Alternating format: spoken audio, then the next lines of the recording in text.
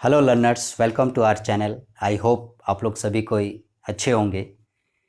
हमारे previous class में हमने देखा था इम्पोर्टेंस और वैल्यू ऑफ पंक्चुएशन कि हमारे रियल लाइफ में और राइटिंग में, खासकर लैंग्वेज में पंक्चुएशन का कितना महत्व है, कितना इम्पोर्टेंस है।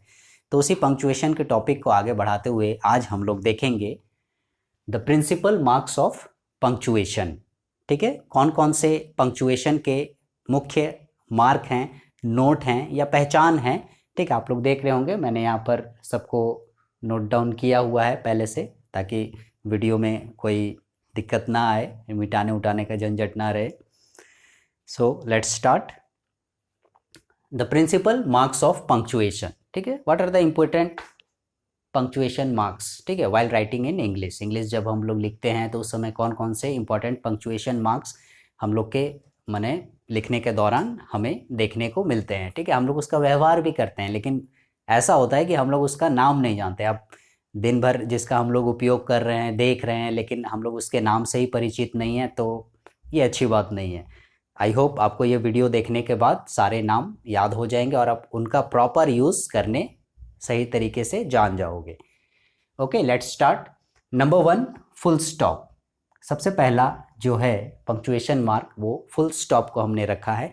और फुल स्टॉप को बोला जाता है, इसे हम लोग यूज़ करते हैं at the end of any sentence. किसी भी वाक्य की समाप्ति पर हम लोग फुल स्टॉप का यूज़ करते हैं, एंड पर। ठीक है, at the end of any sentence. और साथ ही साथ हम लोग इसे ग्रेटेस्ट पॉज भी बोलते हैं। ठीक है, ग्रेटेस्ट पॉज कहने का मतलब एक सेंटेंस, वाक्य खत्म होने के बाद सबसे बड़ी मतलब रोक। ठीक है, सबसे बड़ा वहाँ पर मतलब कहने का मतलब वो सेंटेंस वहाँ पर खत्म हो गया, उसके आगे वो सेंटेंस और नहीं जाएगा। ठीक है, वो इसीलिए उसे ग्रेटेस्ट पॉज का नाम दिया गया है। Second, comma. कॉमा का यूज हम लोग कहाँ करते हैं? To separate words. ठीक है, ये है कॉमा का मार्क, ये फुल स्टॉप का मार्क, कॉमा का मार्क। कॉमा का मार्क हम लोग कहाँ यूज करते हैं? To separate words. आपने देखा होगा किसी सेंटेंस में 2-3 नाम हैं इस प्रकार से। ठीक है, जैसे मोहन, रमेश, हरि, तो आपने देखा होगा मोहन के बाद कॉमा, रमेश के बाद कॉमा, हरि के बाद कॉमा। इस तरह से बहुत सारे वर्ड्स को हम लोग जब बाइफरगेट करना हुआ, अलग अलग करना हुआ, ठीक है, तो हम लोग कॉमा का यूज़ कर सकते हैं। ठीक है, और एक तरह से बोल सकते हैं ये सबसे छोटा पॉज है, सबसे छोटी रोक है। ठीक है, सबसे छोटा पॉज। Again, semicolon. ठीक है, सेमीकोलन। सेमीकोलन क्या है? Separate clauses. क्लॉजेज क्या है? एक पार्ट ऑफ ए सेंटेंस है। ठीक है, ये वर्ड से बड़ा होता है, तो वैसी जगह पर यानी क्लॉज को सेपरेट करने के लिए, ठीक है, वहां पर हम लोग सेमीकोलन का यूज करते हैं। और सेमीकोलन का मार्क है ऊपर में डॉट और नीचे में कॉमा। ठीक है, this is the mark of semicolon. Fourth number पे है कोलोन मार्क। ठीक है, COLON, कोलोन। कोलोन मार्क होता है 2 डॉट्स। ठीक है, 2 डॉट को कोलोन मार्क बोलते हैं। और वेयर वी यूज इट, हम लोग इसका उपयोग कहां पर करते हैं? Separate 2 contrasted sentences. ठीक है, 2 सेंटेंसेस को अलग करने के लिए हम लोग कोलोन मार्क का यूज करते हैं। मतलब सेंटेंस के अंदर में ही हम लोग इसका होते हैं, 2-3 सेंटेंस से मिलकर एक बड़ा सेंटेंस बनता है। ठीक है, तो वैसी जगह पर हम लोग कोलोन मार्क का यूज करते हैं। और आप लोग ध्यान दीजिएगा, full stop is the greatest pause. Full stop जो है वो ग्रेटेस्ट पॉज है।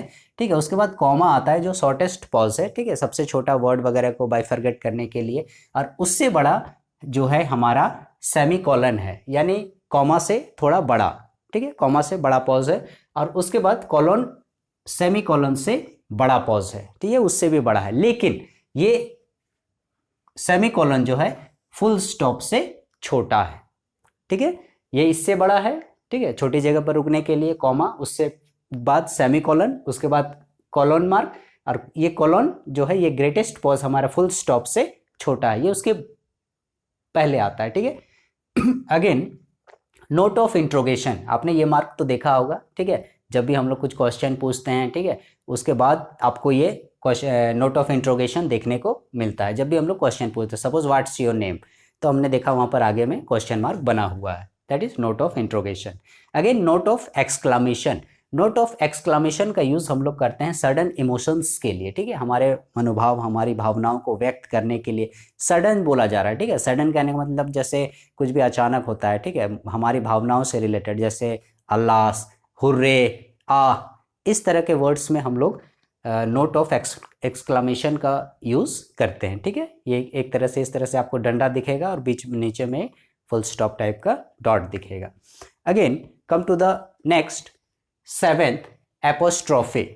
ठीक है, एपोस्ट्रोफे, कहाँ हम लोग एपोस्ट्रोफे का यूज़ करते हैं? एपोस्ट्रोफे आपने देखा होगा शब्द के बीच में किसी वर्ड के ऊपर में राइट साइड में आपका ये एपोस्ट्रोफे रहता है। ठीक है, नीचे में आपका वर्ड लिखा रहेगा कुछ भी उस प्रकार से।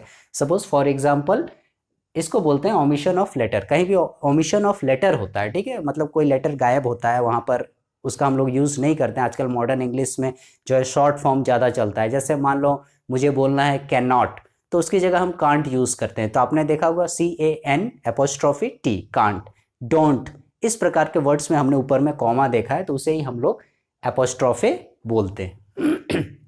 Next inverted comma. ठीक है, inverted comma where we use it in reported speech और कोटेशन। किसी भी कोटेशन को और रिपोर्टेड स्पीच की बातों को रखने के लिए हम लोग इन्वर्टेड कॉमास का यूज़ करते हैं। ये प्राय कॉमन है, आपने हर जगह देखा होगा। Then hyphen. हाइफन हम लोग यूज़ करते हैं टू बाइफरगेट, या दो हमारे शब्द हैं जिसे हम लोग कंपाउंड वर्ड बोलते हैं। सपोज वी यूज़ जैसे क्लासरूम, ठीक है, class dash sorry hyphen room, हम लोग उसे डैश ही बोलते हैं, लेकिन आप देखे होंगे नीचे में डैश है, डैश जो है वो हाइफन से बड़ा होता है। ठीक है, जैसे क्लासरूम, क्लास हाइफन रूम।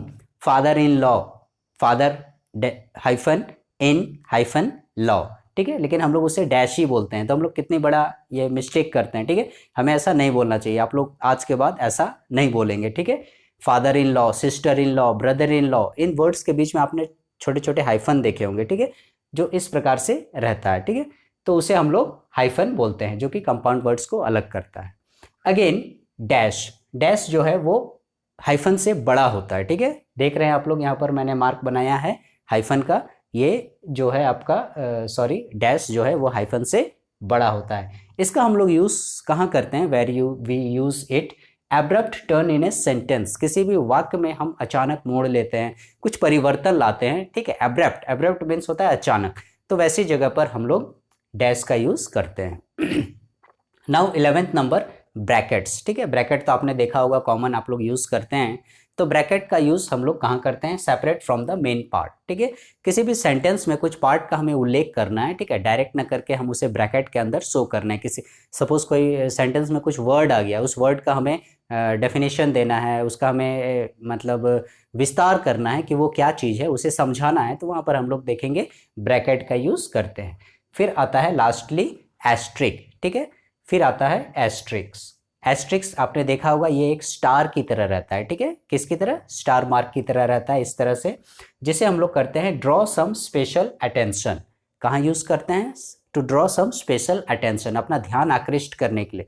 जैसे कुछ इंपॉर्टेंट बात हमें बतानी हुई, कुछ इंपॉर्टेंट बात लिखनी हुई, तो वहाँ हम देखिएगा स्टार मार्क करते हैं। ठीक है, तो उसे ही हम लोग एस्ट्रिस्क बोलते हैं। और किसी भी सेंटेंस में आप लोग देखिएगा, ये 3 स्टार या स्टार की जगह हम लोग एस्ट्रिस्क की जगह डॉट 3 डॉट्स यूज़ करते हैं। कहने का मतलब क्या? शुरू का कोई एक लंबा सेंटेंस है, शुरू के कुछ वर्ड्स हमने लिखे, उसका 3 डॉट्स डाल दिए, लास्ट का कुछ सेंटेंस लिखा, उसका फुल स्टॉप डाल दिए। कहने का मतलब पूरे सेंटेंस को हम वहाँ नहीं लिखकर, क्योंकि हो सके वो सेंटेंस पहले से परिचित हो, बार बार वो सेंटेंस लिखा गया हो, तो वैसी जगह पर हम लोग छोड़ देते हैं। ठीक है, इधर का कुछ लिखे, इधर का कुछ लिखे और बीच में 3 डॉट्स लगा देते हैं, तो वहाँ पर हम लोग एस्ट्रिस्क का यूज़ करते हैं। ठीक है, एस्ट्रिस्क या 3 डॉट्स, अपनी सुविधा के लिए हम लोग 3 डॉट का ही यूज़ करते हैं। ठीक है, ऐसे तो ये जो मैंने बताया है बहुत शॉर्ट में बताया है, इनका और भी बहुत जगह उपयोग है, बहुत तरीके से उपयोग है, और भी बहुत सारे सबके पॉइंट्स बनेंगे, लेकिन मैं ये शॉर्ट में आपको एक परिचय दे रहा था कि आखिर इन्हें क्या कहा जाता है। मैं एक बार दोहरा दे रहा हूँ: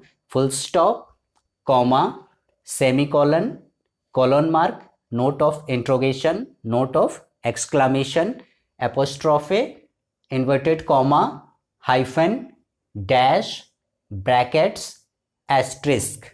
आई होप आपको ये क्लास, ये वीडियो, ये जानकारी पसंद आई होगी। So learners, for the next class please stay connected with our channel advice Pawan, and please like, share, subscribe our channel. Thank you.